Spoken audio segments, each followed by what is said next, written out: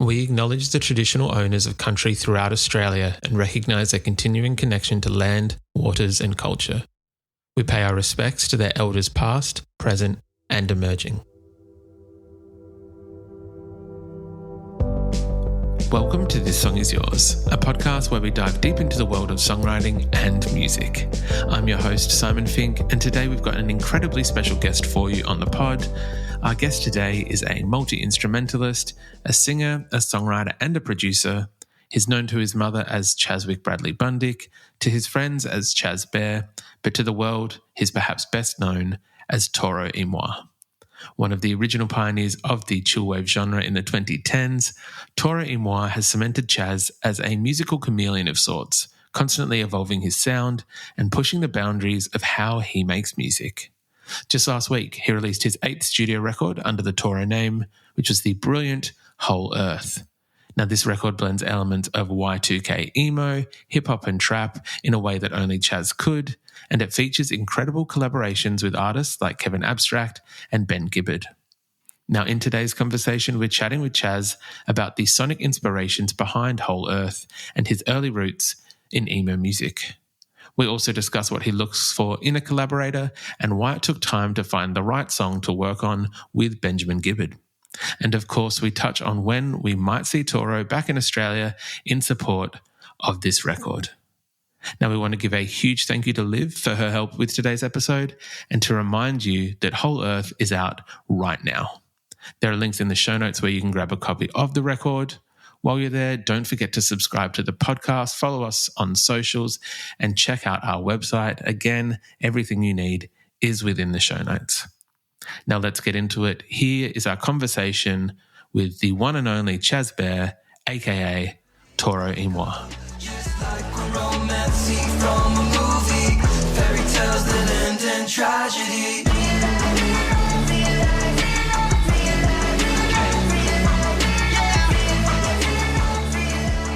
Please welcome to This Song Is Yours, Chaz Bear, aka Toro Y Moi. Chaz, hello. How you going?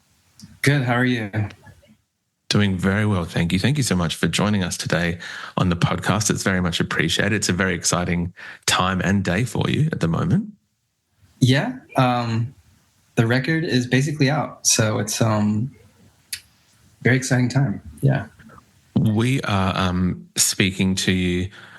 I know this is a terrible kind of, not even an analogy, but like technically with time zones, we're speaking to you from the future because the record is out in Australia at the moment. So congratulations. How are you feeling with this one finally being out?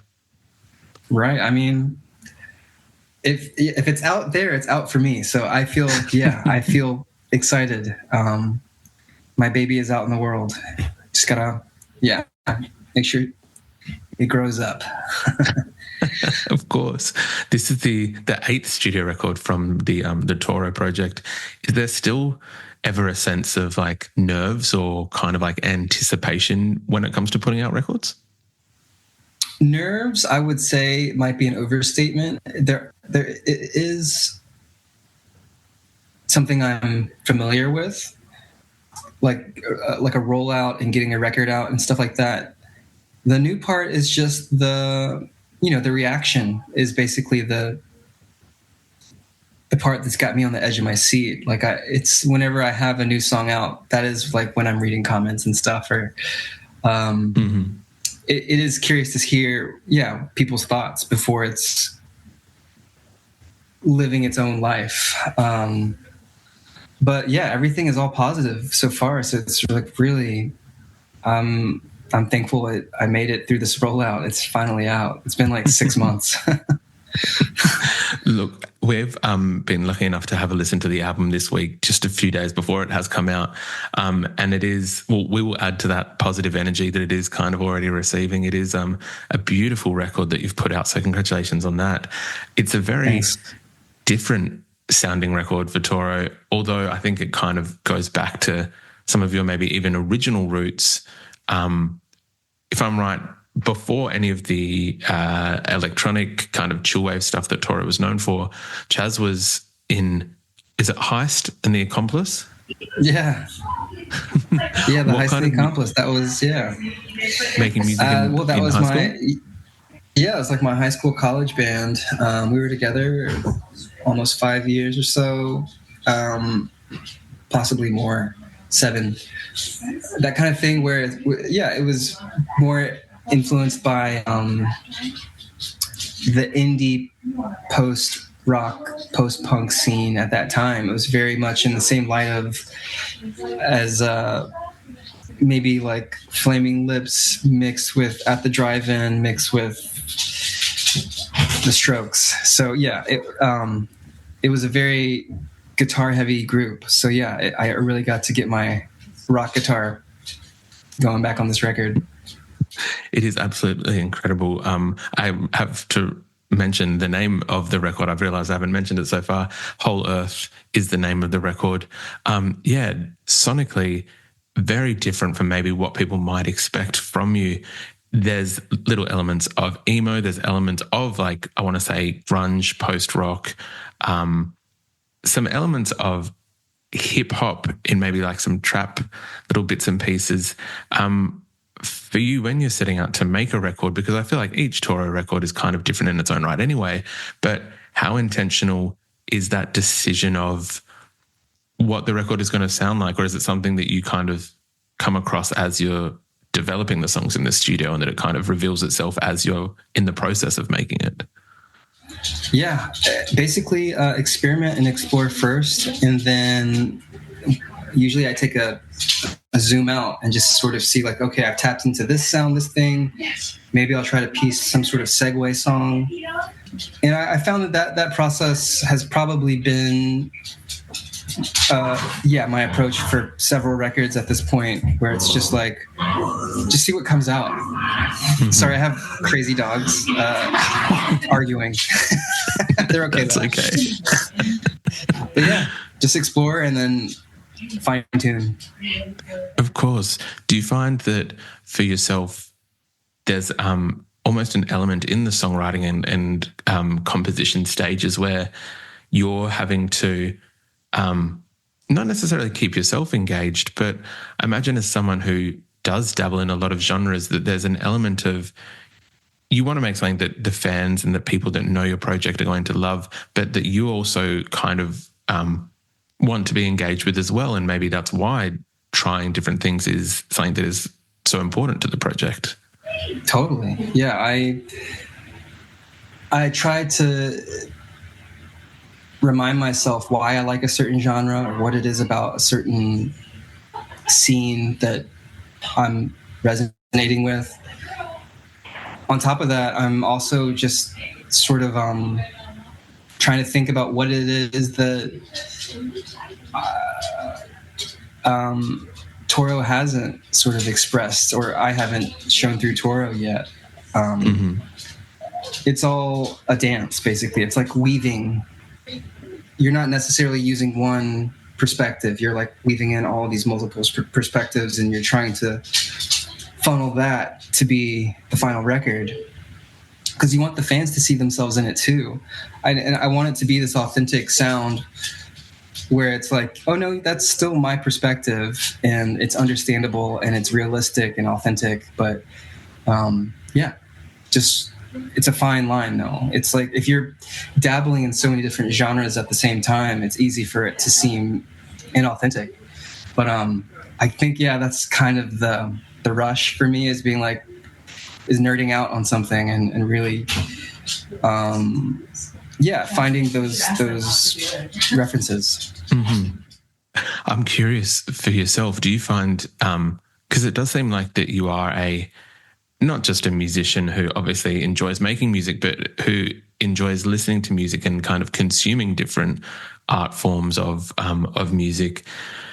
Have there been times where you've kind of, I think, using your own words, like following those waves almost to a point where, I guess it's too far. Is there stuff that is maybe followed through that is not appropriate for a Toro album, or that is maybe utilized for a different purpose, I guess?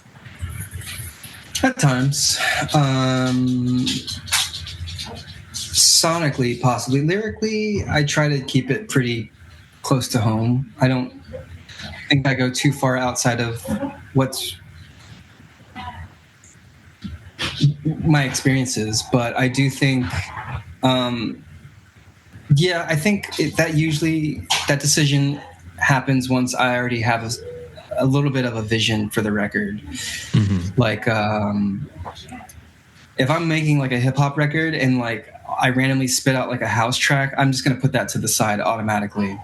Mm-hmm. So yeah, there's a little bit of intention behind it. It's not as random, but I do try to just, it's tricky trying to tie it together, but this is also how like some songs just end up not being used or not released. I think that you've done an incredible job on this record of kind of tying it together while still keeping it sonically diverse. As I mentioned before, there's a little element of like trap or hip hop, and then elements of post-punk grunge, while still very much retaining a Toro feel to it, obviously, because you are involved. So that's obviously going to be an obvious kind of thing. Like a lot of your records, there are collaborators across this. I kind of want to get into some of the specifics in a minute, but I'm curious for you because I think over the years you've worked with artists like Unknown Mortal Orchestra, Flume, the band Wet.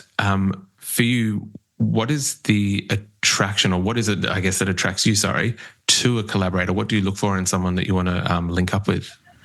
Yeah, it took me up until Outer Peace to sort of understand and appreciate collaborations and vocal features. Before, I used to sort of see through it, and I would just like dismiss it as if it was just some sort of marketing thing. But then I realized to have fun with it, you have to just be you and be real and like work with musicians that you're genuinely a fan of. So I kind of, I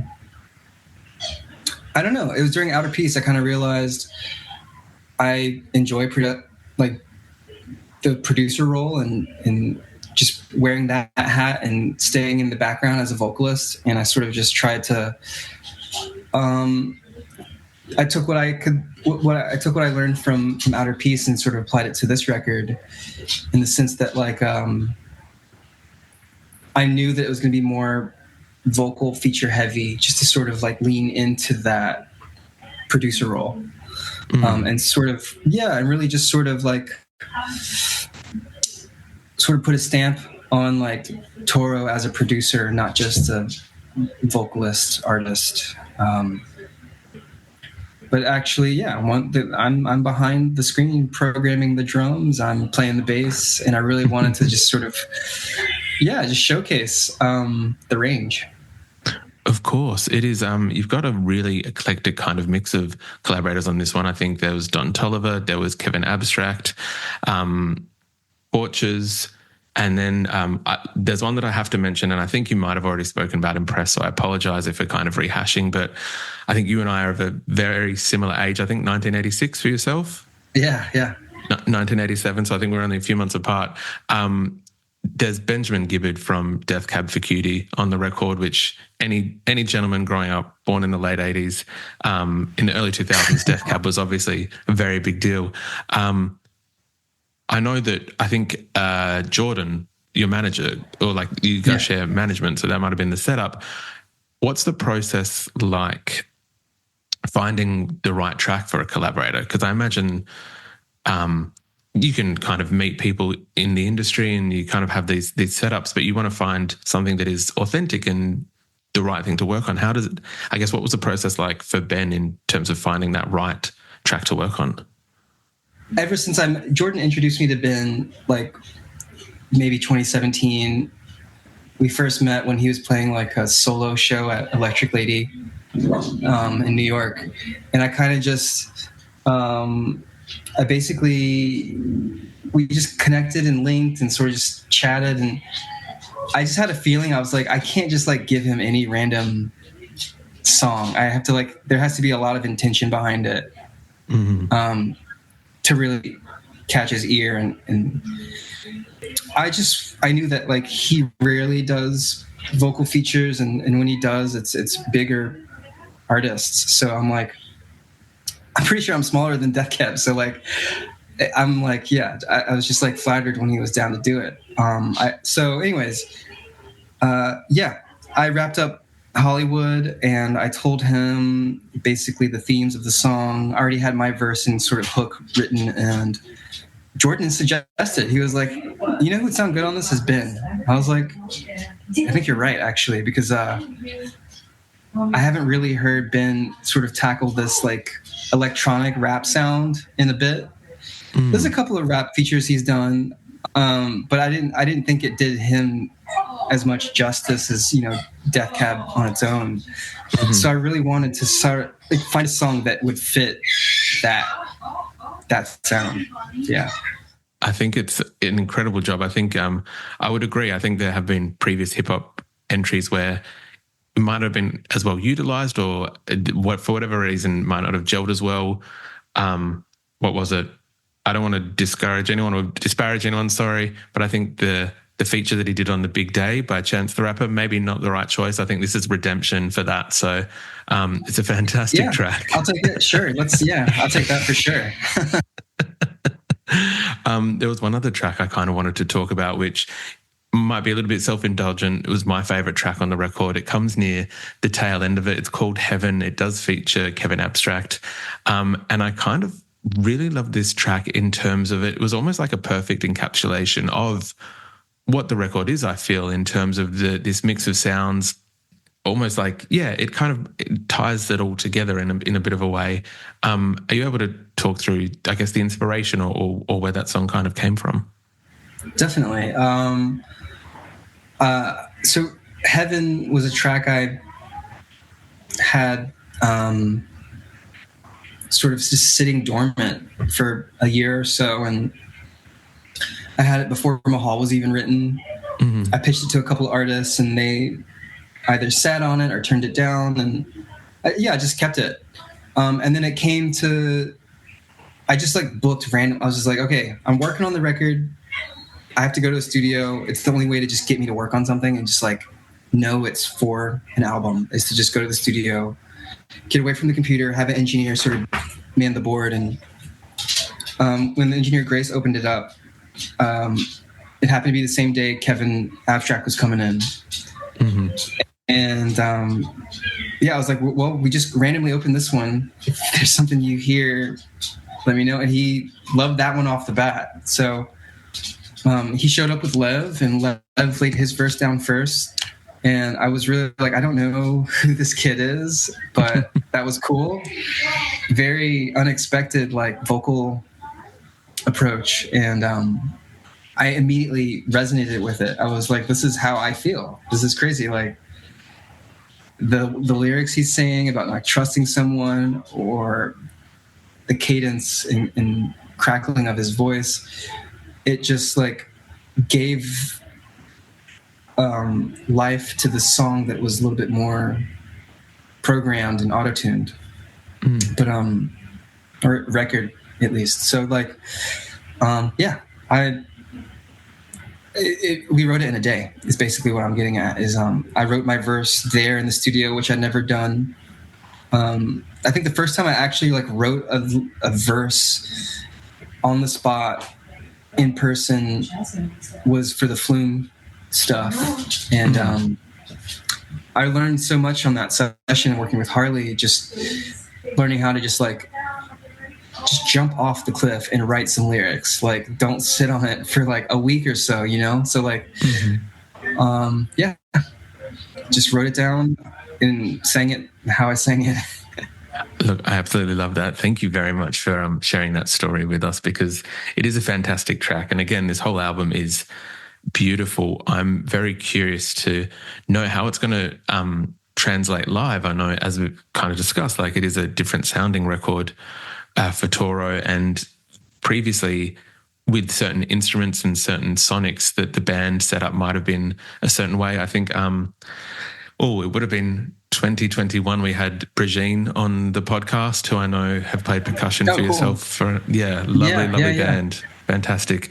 For this album, how does the live setup kind of go? Because I imagine with different sonics, different sounds, it's going to be a kind of different beast unto itself.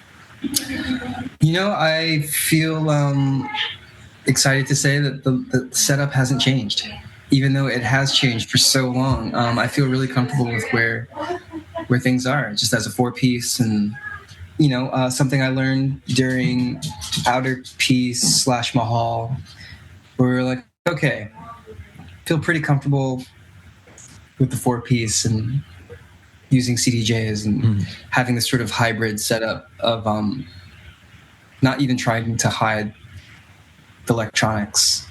Mm-hmm. Yeah, just fully embracing it. I think that's something I learned from Caribou. It's just to just make it work. Touring with Dan Snaith. Absolutely love that. Yeah. I know that there's a handful of dates in October in the US, I believe. Might seem like a bit of an obvious question, but I do believe I have to ask it on behalf of all Australian Toro fans. Can we, at some point, maybe next year, expect to see you back down here in support of the record? Oh, yeah. I think I should be there soon. I can't say just when yet, partially because I just don't know when. But yeah, that's in the works. I will say that's in the works. Look, in the works is we will take that and run with that anyway. So that's fantastic to hear. For you, is there a particular track off Hole Erth that you're kind of looking forward to giving its live debut or being able to play around with it in the live arena? Definitely. Tuesday is really fun to play. I'm excited to learn and play Reseda. It's also in a similar world. One track that we have been playing that fans haven't heard the actual recording of yet is Undercurrents. Mm-hmm. And that one is just like, it's really mesmerizing, and it's just a beautiful song to me. I love it. I love playing it. I look very excited to see some of those tracks. Again, when it does happen down here in Australia, very excited to kind of see these tracks being debuted live. Chaz, we usually kind of end our conversations with asking artists what they're currently listening to. For yourself, is there anything at the moment that's on high rotation? Sure. I recently refound or rediscovered Pink Rhythm. Do you remember that group? No. What kind of music? It's like 80s, kind of like synth pop. Okay. But yeah, check out Pink Rhythm. I want to say it's called Melodies of Love is the track that is the standout track. I've been really into this new Cash Cobain record that came out. And then on top of that, some classic stuff, more like 70s, like jazz by this composer, Christoph Komeda, who did like more famous for like Rosemary's Baby soundtrack.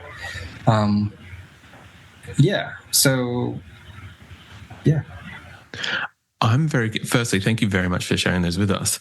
From an outsider's perspective, the impression that I get, or the impression that yourself as Chaz give off to outsiders, is that as someone who does listen to quite a number of varied genres, I imagine you must have the best or most eclectic kind of record collection or music collection, if you will. I feel like my collection is surprisingly small. I don't even know how much is in my iTunes, but to be fair, my iTunes gets clogged with like my own files. So it's like, I don't even know I don't know how you check how many songs you have on here, but I think it's around like 24,000 songs, which is probably not much. Still more than others, I would say. More than your average listener. Are you someone who kind of follows an algorithm? Are you follows friends' advice, or like how do you kind of come across new music? I got a good text thread going. I don't really follow playlists as frequently. I think I don't have Spotify. I'm not like active on it. I mean, I have enough of a profile to where like if someone sends me a link, I can like play it, but like I'm not like paying. I'm not a paid subscriber or anything to Spot, but I do Apple Music, and mostly I find new music through like NTS Radio or friends, basically. Nice. I would look, justice for Apple Music, also an Apple Music user, way better than Spotify, but yeah, just that's a different conversation for a different time. I mean, I do think like there are pros and cons, obviously, like Spotify. It feels like there's more of a selection Spotify, but I'm not a fan of the interface. It's too cumbersome and it clashes with my Apple setup. So 100% agree. Look, 100% agree. Chaz, thank you so much for coming to chat to us today. I've absolutely loved having you on the podcast. And congratulations on Hole Erth. Thank you, everybody. The album is out right now. We'll make sure links are in the show notes so that people can buy it. But yeah, thank you so much for coming by. Of course. Yeah. Thanks for having me.